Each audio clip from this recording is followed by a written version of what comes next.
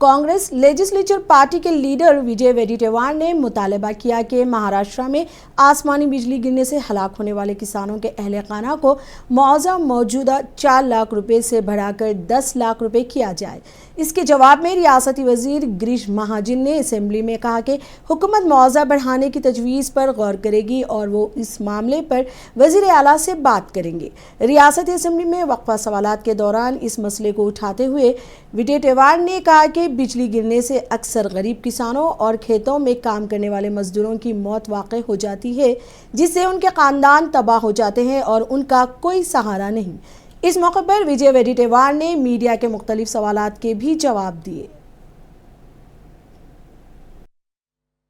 नहीं, अभी हमारी चर्चा के लिए कमेटी का गठन किया है हमने। उसमें पृथ्वीराज बाबा है और आपके मानिकराव ठाकरे जी है, प्रदेश अध्यक्ष खुद है, उसमें बाला साहब थोरात है और मैं भी हूँ। हम लोग वो नेताओं से चर्चा करेंगे, उनके साथ में समन्वय रखेंगे और बात करके ये निर्णय हम लोग लेंगे। नहीं, किसान के न्याय के लिए हम लोग लड़ेंगे। जब तक किसान की कर्जा मुक्ति नहीं हो तब तक हमने लड़ने का निर्णय लिया है। आप लोग यहाँ पे उद्योग इंडस्ट्रियलिस्ट का आज 28,000 कोई बोलते हैं, कोई 19 लाख करोड़ बोलते हैं, इतना 28 लाख करोड़ बोलते हैं, इतना बड़ा कर्जा माफ किया गिने चुने उद्योगियों का, तो किसानों का कर्जा माफ करने के लिए सरकार क्यों आगे पीछे कर रही है? नहीं, अभी हमारी